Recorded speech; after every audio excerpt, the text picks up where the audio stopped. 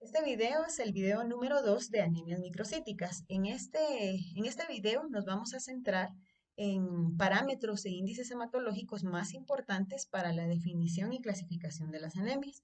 Y entonces vamos a comenzar con algunos conceptos más importantes.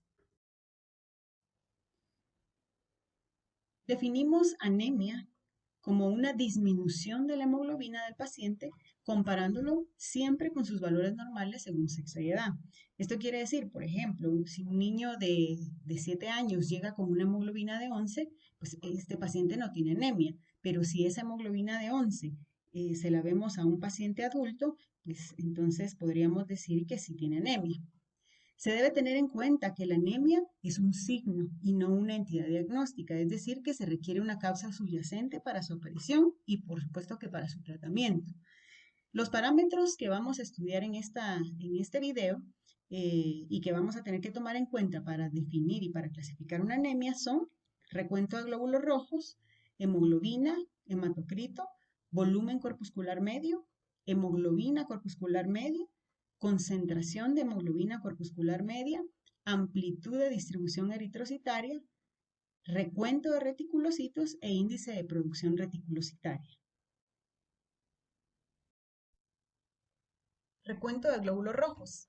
En la anemia suele estar disminuido, aunque no siempre va a ser así. Por lo tanto, cuando está disminuido, suele ser insuficiente para satisfacer las necesidades del organismo. El recuento de glóbulos rojos puede hacerse por dos metodologías, la metodología manual, que es la que comúnmente conocemos, y la metodología automatizada, que es con un autoanalizador hematológico electrónico. Por consenso, ya no se debería hacer ningún recuento hematológico por medios manuales, ya que se han observado en varios estudios de que tiene un coeficiente de variación muy amplio, casi de entre el 10 al 22%. Entonces, ningún parámetro es confiable cuando se hace de manera manual. Por lo tanto, se ha, se ha se hace siempre un llamado a todos los expertos en laboratorio que desde donde estén gestionen que sus hematologías siempre se hagan de modo electrónico o de modo automatizado. Los glóbulos rojos se encuentran aumentados en patologías como talasemias, rasgo talasémico, ya lo vamos a ver más adelante, pero es muy importante que podamos distinguir entre una policitemia y una poliglobulia. Estos dos términos suelen confundirse.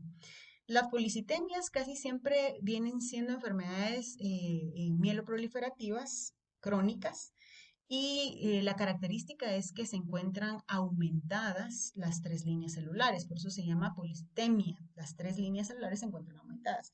Mientras que cuando hablamos de poliglobulias, estamos hablando de que solo está aumentada la línea de los glóbulos rojos. Las poliglobulias sí pueden ser secundarias a enfermedades o a hábitos o incluso hasta en el territorio donde se viva. Por ejemplo, de las poliglobulias como más comunes, podemos decir que tenemos pacientes o en el laboratorio donde que lo hemos visto es que tenemos pacientes con tumores o con quistes, perdón, en el riñón, que son liberadores de eritropoyetina y por tanto aumentan la concentración de eritropoyetina en el cuerpo, aumentando la masa de glóbulos rojos. También en pacientes cardíacos se suele ver este efecto debido a que el gasto cardíaco es muy pobre, entonces no se oxigenan bien los tejidos y el cuerpo realmente no entiende esto, sino que entiende únicamente que no hay oxígeno. Entonces activa todos sus sensores de oxígeno como lo vimos la vez pasada y entonces da la orden de producir más eritropoyetina y por tanto aumenta la masa de glóbulos rojos en este pacientes cardíacos. Por eso es que es muy común ver los cianóticos. Los cianóticos quiere decir labios morados, uñas moradas, tienen un poco oxígeno, porque aunque contrario a lo que podríamos pensar, la sangre se vuelve casi 3 veces más viscosa que el agua en este tipo de pacientes. Otra poliglobulia muy común es en fumadores o en pacientes que viven en alturas, en territorios con bastante altura. La función básica de los glóbulos rojos, pues ya lo hemos visto, su función es el transporte de hemoglobina. La hemoglobina es otro parámetro que es muy importante en la definición de anemia y lo vamos a ver en la siguiente diapositiva.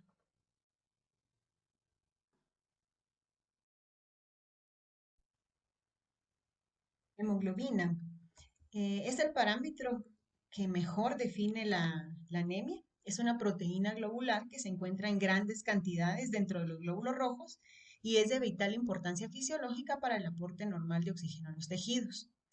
Igual que los otros parámetros hematológicos, la hemoglobina puede hacerse por dos metodologías, la metodología manual y la metodología automatizada.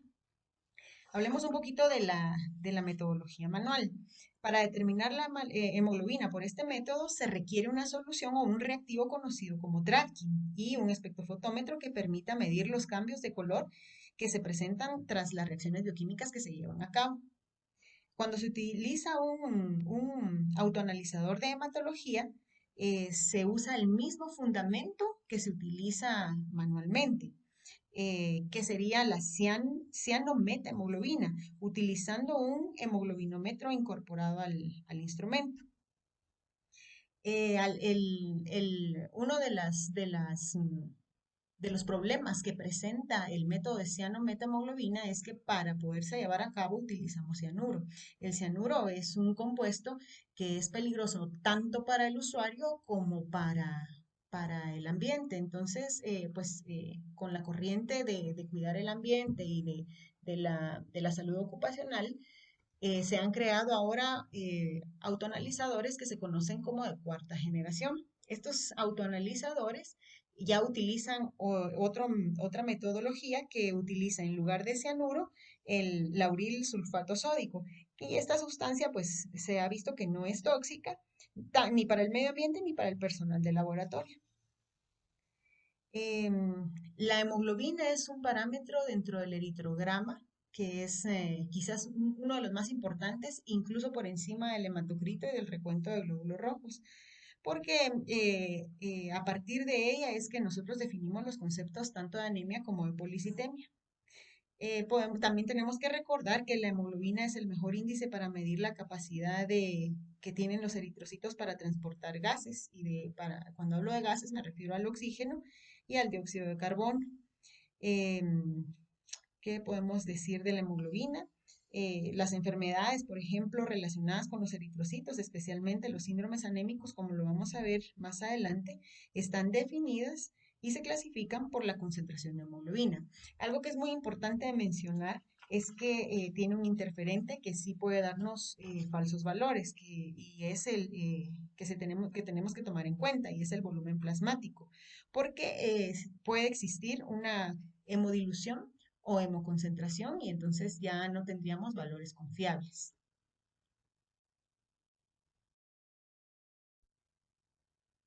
Hematocrito. El hematocrito se define como el volumen que ocupan los eritrocitos respecto al total de sangre. La interpretación en su variación es similar a la que se le da a la hemoglobina. Hay que diferenciar el hematocrito manual, que es obtenido por la centrifugación de una columna de sangre conocida más como capilar. A este método se le conoce como el micrométodo o el microhematocrito, del obtenido por medios electrónicos. El microhematocrito tiene un nivel de exactitud y precisión adecuada para uso clínico.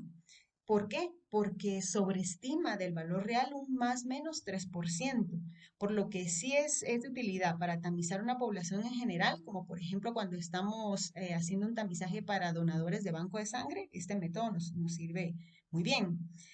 Mientras que el método electrónico es un método que difiere del convencional porque su medida es directa e independiente. Se hace por medio de un cálculo matemático, aquí está la fórmula, eh, y se obtiene de la siguiente manera. Se multiplica el recuento de glóbulos rojos por el volumen corpuscular medio y se divide dentro de 10.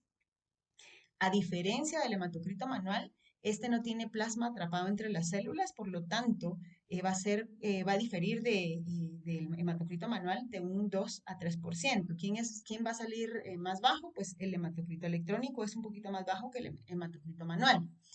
A este método se le conoce como el hematocrito verdadero porque tiende a ser más exacto y es como de más utilidad clínica para diagnóstico. La utilidad clínica que tiene el hematocrito es que también por medio de él podemos definir el concepto de poliglobulia. Lo definiríamos como un aumento de la masa de los eritrocitos. Em, eh, otra utilidad que tiene es que se relaciona directamente con la concentración de hemoglobina. Por lo tanto, medir el hematocrito constituye también un procedimiento adicional para diagnosticar anemias. Es importante que tenemos que tomar en cuenta de que el hematocrito refleja la concentración de los eritrocitos, pero no la masa total de estos. O sea, el verdadero valor del hematocrito para la detección de anemia depende en gran medida del volumen plasmático, al igual como lo mencionamos en la diapositiva anterior con la hemoglobina. Eh, es decir, ¿cómo lo interpretaríamos de esta manera? Digamos que yo tengo un descenso en el volumen plasmático, como el que se observa en casos de pacientes deshidratados, o sea, que vienen con mucha fiebre, ellos traen un volumen de plasma más bajo. Entonces, esto se traduciría en un aumento relativo del hematocrito, pero también de la hemoglobina, mientras que un aumento del volumen plasmático ocasionaría un fenómeno de hemodilución. Esto produciría una falsa disminución del hematocrito y de la hemoglobina, resultando en un posible diagnóstico erróneo de anemia.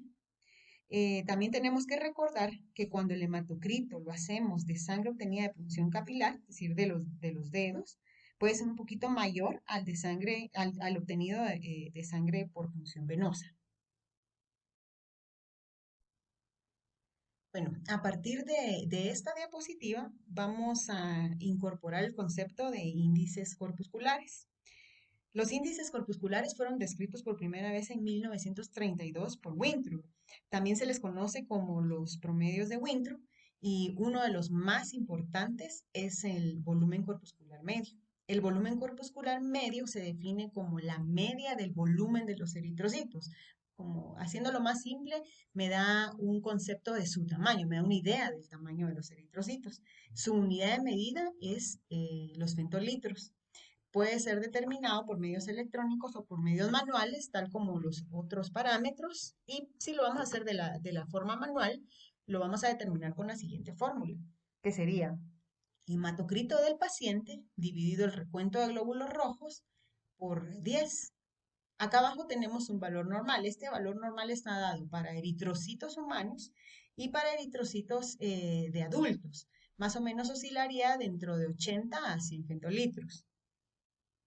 Si lo hacemos por el método electrónico lo que calcula es la amplitud de los pulsos generados durante el recuento de eritrocitos tras la medición por triplicado de más de 70.000 células.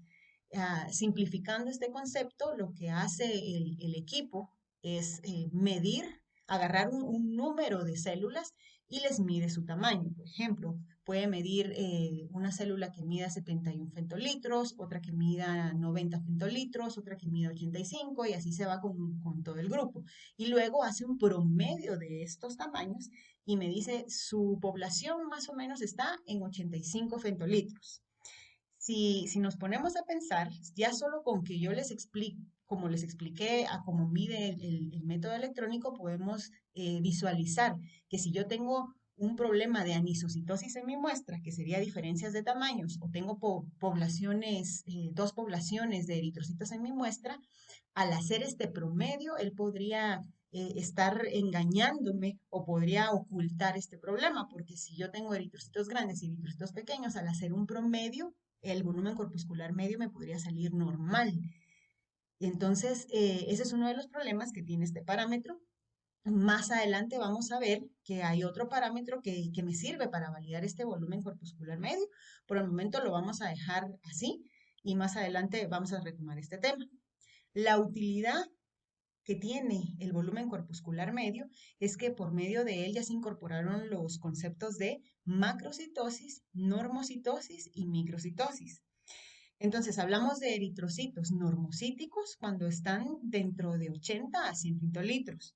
Hablamos de que tienen macrocitosis cuando están por encima de 100 femtolitros y hablamos de que están microcíticos cuando están por debajo de 80 femtolitros. A partir de esta interpretación que se le dio al volumen corpuscular medio, se pudo hacer la clasificación más grande y más importante de las anemias, que es por medio de la clasificación morfológica. Entonces, que se nos quede. Las anemias las vamos a clasificar principalmente por su morfología. Y entonces, a partir de esta clasificación, se determinó que tenemos anemias de tipo microcítico, de tipo normocítico y de tipo macrocítico. Dentro de las anemias de tipo microcítico, las más importantes están la anemia ferropénica, la anemia por enfermedades crónicas, las talasemias o rasgos talasémicos, y aquí nos hace falta una que sería la anemia sideroblástica. Dentro de las anemias normocíticas están las anemias hemolíticas y no hemolíticas. Y dentro de las anemias macrocíticas están las anemias megaloblásticas y las no megaloblásticas. Entonces, a partir de esta clasificación es que nosotros vamos a estudiar las anemias. Vamos a ir haciendo un video específico para cada una de estas clasificaciones y vamos a ver cuáles son las formas de su diagnóstico y qué poblaciones son las más afectadas con este tipo de anemia.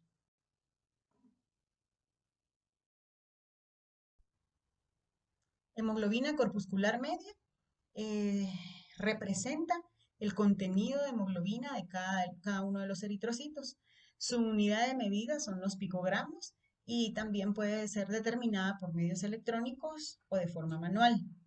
Aquí está la fórmula de la hemoglobina corpuscular media y es hemoglobina de mi paciente dividido sus glóbulos rojos por 10. Acá abajo tenemos un valor normal para eritrocitos humanos y para pacientes adultos. Va más o menos entre 27 a 33 picogramos.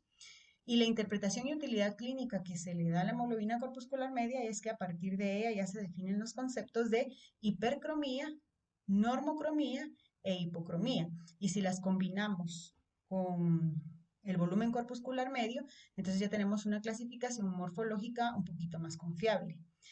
De las cosas que tenemos que tener en cuenta con la hemoglobina corpuscular media es que se ve afectada por la lipemia, ya que afecta la medición de hemoglobina. Y también se ve afectado cuando, por ejemplo, se hace de manera manual. Acordémonos que habíamos hablado de que los recuentos de glóbulos rojos tienen un coeficiente de variación de manera manual muy amplio, entonces esto viene a afectar el valor de hemoglobina corpuscular media. No así cuando se hace por los medios electrónicos, ya que se vuelve uno de los datos más confiables del hemograma. Concentración de hemoglobina corpuscular media. Se define como la cantidad de hemoglobina expresada en gramos por decilitro por masa de eritrocitos, es decir, de células rojas empacadas. Su unidad de medida puede ser gramos por decilitro, pero comúnmente lo encontramos como porcentaje. La fórmula para hacer el cálculo manual divide la hemoglobina de mi paciente, su hematocrito, y lo multiplicamos por 100. Más o menos su valor normal para eritrocitos humanos y adultos va de 32 a 36%. La interpretación y utilidad clínica que se le da a la concentración de hemoglobina corpuscular media es que por medio de ella podemos saber el estado de hidratación celular.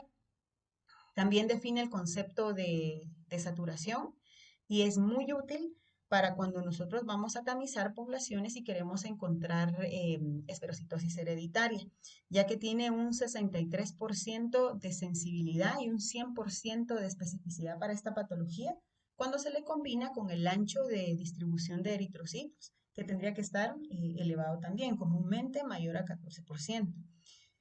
Como los otros parámetros o los otros índices que llevan hemoglobina en su fórmula, también se ve afectado por la lipemia.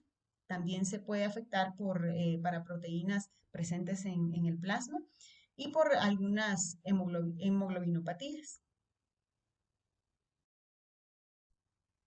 Amplitud de la distribución eritrocitaria, ADE o RDW. Nosotros comúnmente lo vamos a manejar como RDW. ¿Qué me informa el RDW? Me informa el grado de dispersión de la población eritrocitaria, es decir, la heterogeneidad en tamaños que tenga mi muestra. Pero básicamente lo que me informa el RDW es el grado de anisocitosis que pueda tener la muestra de mi paciente.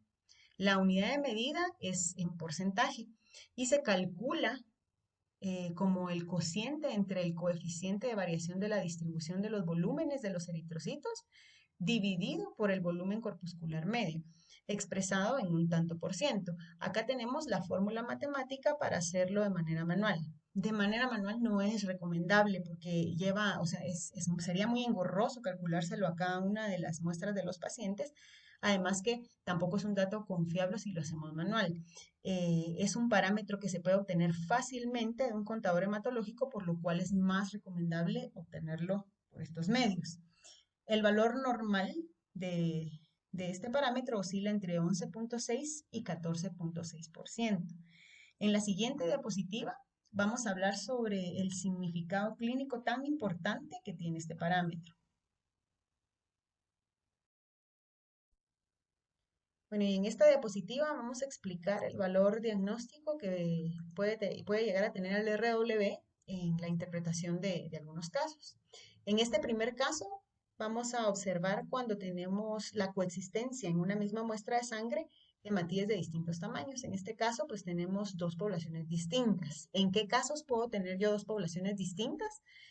Comúnmente se ve mucho en pacientes transfundidos, tienen su población original y la población del donante, o cuando yo presento anemia mixta. Anemia mixta me refiero a que puedo tener al mismo tiempo deficiencia de hierro con eritrocitos microcíticos o deficiencia de folatos y vitamina B12 con eritrocitos macrocíticos.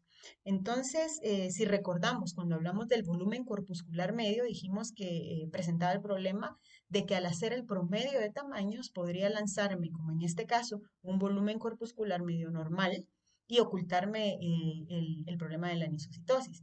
Entonces, es necesario que siempre que interprete el volumen corpuscular medio lo haga con el RDW, porque si mi volumen corpuscular medio está normal, pero mi RDW está elevado, yo debo de sospechar de dos poblaciones de eritrocitos y debo de hacer un extendido sanguíneo para comprobar si ese es el caso. Si este fuera el caso, entonces pues tengo que reportarlo.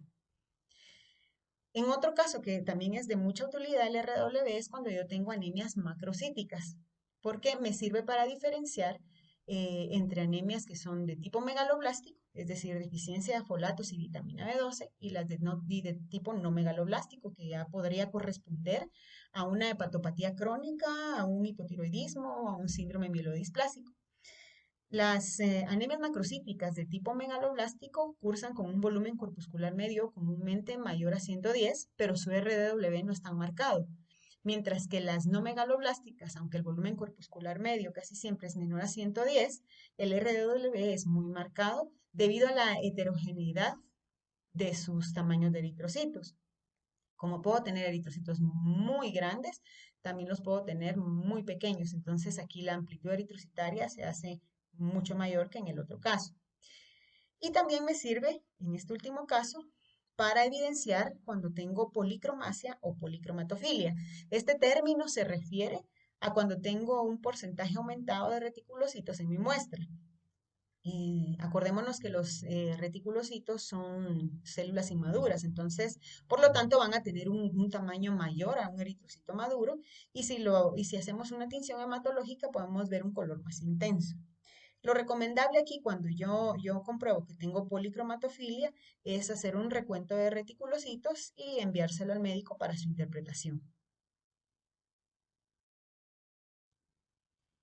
Bueno, y por último, vamos a abordar el tema de recuento de reticulocitos e índice de producción reticulocitaria, o como lo conocemos más comúnmente como IPR.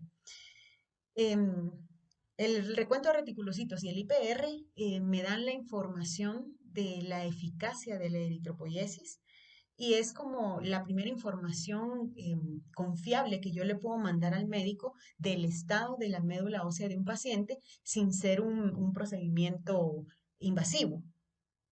Recordemos entonces qué son los reticulocitos. Pues ya sabemos que son los precursores de los eritrocitos, que son células anucleadas y que a diferencia de los eritrocitos todavía poseen un remanente que consisten en gránulos de ribosomas y algunas mitocondrias que les son útiles para sintetizar el 35% de la hemoglobina restante. Su tamaño más o menos es de 10 a 15 micras, quiere decir que son un poquito más grandes que los eritrocitos. Y acá pues vamos a recordar un poquito de cómo es que maduran, cómo es el proceso de maduración. Acordémonos que la célula distinguible en el microscopio iniciamos con el proeritroblasto. Luego tenemos el eritroblasto basófilo, luego el policromatófilo, el eritroblasto ortocromático, acá este expulsa su núcleo y entonces ahí ya se convierte en un reticulocito. Este más o menos tarda en madurar a un eritrocito maduro de 24 a 48 horas. Y, pues igual que cualquier otro parámetro hematológico, se puede hacer de dos formas. Tiene su metodología manual y su metodología automatizada. No todos los contadores hematológicos lamentablemente tienen chance de hacer este recuento, por lo tanto, vamos a ver en la siguiente diapositiva cómo se hace de manera manual. Ya no es recomendable porque este recuento sí tiene un coeficiente de variación muy elevado, o sea, casi no es muy confiable, pero se los voy a enseñar porque de igual manera, pues a veces toca hacerlo de manera manual. Bueno, entonces para la metodología manual necesitamos hacer una relación de la tinción con la sangre. Recordémonos, es una relación, no es una dilución, entonces la relación tiene que ser igualitaria. Entonces, comúnmente en el laboratorio lo que hacemos es echar 5 gotas de sangre del paciente y agregamos 5 gotas de la tinción. La tinción es el azul de crecil brillante y homogenizamos bien la muestra y luego la vamos a meter a incubar en un baño de María o en una incubadora por 15 minutos. Luego de transcurrido el tiempo, vamos a sacar el tubito, lo vamos a homogenizar y vamos a hacer láminas, vamos a hacer extendidos sanguíneos. Y acá tenemos dos opciones. Lo podemos ver directamente al microscopio o podemos hacerle una tinción adicional con el colorante hematológico que estemos utilizando. Ya sea puede ser Hemacolor o puede ser Wright. Yo realmente recomiendo hacer este segundo paso porque evidenciamos mucho mejor los reticulocitos y entonces pues el conteo nos va a salir más confiable. ¿Cómo hacemos el conteo? Se tiene que hacer en campos de inmersión y tenemos que contar 20 campos. Entonces, en estos 20 campos vamos a contar los reticulocitos. ¿Cómo los vamos a observar? Los reticulocitos se observan de un color como verde pálido, pero a diferencia de los eritrocitos, estos tienen ese precipitado azul, que son los remanentes que ya habíamos hablado y que los evidencia la tinción. Entonces, en los 20 campos vamos a contar los reticulocitos y en los campos 4, 8, 12 y 16 vamos a contar, aparte de los reticulocitos, los eritrocitos. ¿Qué tengo yo que considerar para que mi recuento me salga bien? Primero, que los campos sean homogéneos entre sí. ¿Qué quiere decir eso? Que yo no puedo tener campos en los que se ven vacíos completamente, así como en este caso, y el siguiente campo se va a ver bien lleno. No, yo tengo que buscar campos que por lo menos al ojo se vean homogéneos en cantidad de muestra. Entonces eso pues me asegura de que mi conteo va a ser un poquito más confiable. Bueno, entonces después de contar los 20 campos con los reticulocitos y los 4 campos con los eritrocitos, voy a hacer un promedio. Entonces, promedio de los 20 campos de reticulocitos dividido el promedio de los 4 campos de los eritrocitos y eso lo voy a multiplicar por 100. Ese cálculo me va a dar el porcentaje real de reticulocitos. Y con este porcentaje real de reticulocitos vamos a calcular el IPR. Pero antes vamos a hacerle una corrección a este porcentaje con el hematocrito del paciente. Eso lo vamos a ver en la siguiente diapositiva. Bueno, entonces para obtener mi porcentaje de reticulocitos corregido, tengo que utilizar el porcentaje de reticulocitos reales que obtuve calculándolo como lo hicimos anteriormente y lo voy a multiplicar por el hematocrito de mi paciente. Abajo lo voy a dividir, esta multiplicación la voy a dividir por un hematocrito normal según edad y sexo del paciente.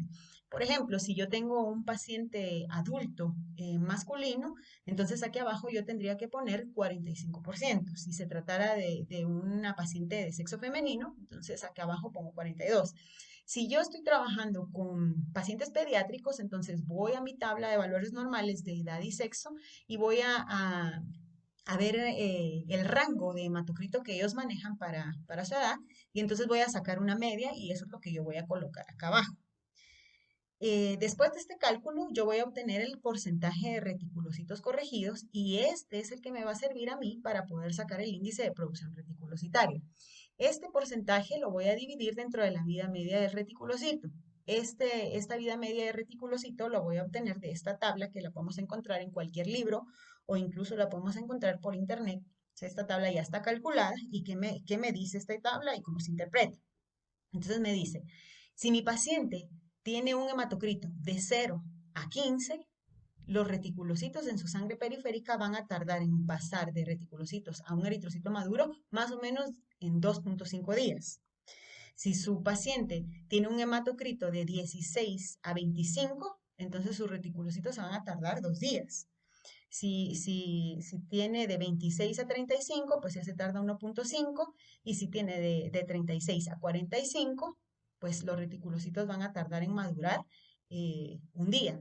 Entonces, esto es una constante que yo la voy a tomar dependiendo de en qué rango se encuentra el hematocrito de mi paciente. Y entonces es lo que voy a colocar acá abajo.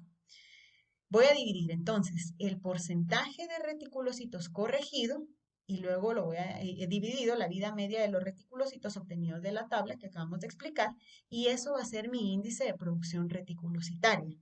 El índice de producción reticulocitaria me va a servir para hacer una nueva clasificación de anemias. Las anemias se dividen entre anemias regenerativas y anemias arregenerativas. En la siguiente diapositiva vamos a explicar mejor estos dos conceptos. Bueno, y por último, entonces, vamos a explicar los conceptos de anemia regenerativa y anemia regenerativa. Cuando yo tengo un índice de producción reticulocitaria por encima de 2.5, yo estoy frente a una anemia de tipo regenerativa o periférica. Cuando mi índice de producción reticulocitaria me sale por debajo de 2.5, estoy frente a una anemia regenerativa o central. Para poder entender bien estos conceptos, imaginémonos que la máquina de producir eritrocitos, pues es eso, una máquina, es como un motor, digamos, que está produciendo eritrocitos. Entonces a este motor yo lo tengo que tener alimentado con nutrientes como por ejemplo folatos, hierro, vitamina B12. Le tengo que también poner hormonas para que funcione bien, como por ejemplo la eritropoyetina. Y el motor, pues tengo que aceitar todas sus tuercas, tengo que tenerle bien tengo que darle su mantenimiento. Esto viene siendo como la analogía de tener una médula ósea intacta. Entonces, mientras todos estos factores estén bien, mi maquinaria está produciendo mis eritrocitos en cantidad y en calidad como debe de ser. ¿Qué pasaría si cualquiera de estos nutrientes o de estos factores me empiezan a faltar? Entonces, esta mi maquinaria ya no está funcionando como antes y entonces empieza a producir menos eritrocitos y esto se va a ver reflejado en el recuento de eritrocitos totales. Entonces, cuando ya aparecen recuentos bajos, hemoglobina baja, y entonces cuando estamos frente a una anemia. Si nosotros estamos frente a una anemia que es deficiente en folatos o deficiente de hierro o eritropoyetina, entonces podemos decir que estamos frente a una anemia de tipo arregenerativo o central. Por el contrario, si mi maquinaria está funcionando bien, tiene todos sus nutrientes, pero a la hora de que salen estos eritrocitos a sangre periférica, por ahí afuera se empiezan a destruir ya sea por la presencia de anticuerpos o porque sus membranas, por ejemplo, no están bien hechas y entonces se hemolizan. O por ejemplo, cuando tengo pacientes que tienen trombos en capilares y estos eritrocitos cuando pasan por los trombos se lastiman y se rompen. O pacientes, por ejemplo, que tienen válvulas cardíacas y que estas válvulas hacen que los eritrocitos al detectar eso extraño se hemolicen.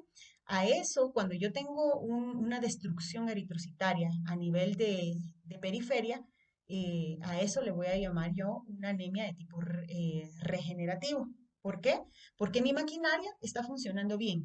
Lo que sucede es que por destrucción periférica, mi recuento de glóbulos rojos y mi hemoglobina empieza a bajar.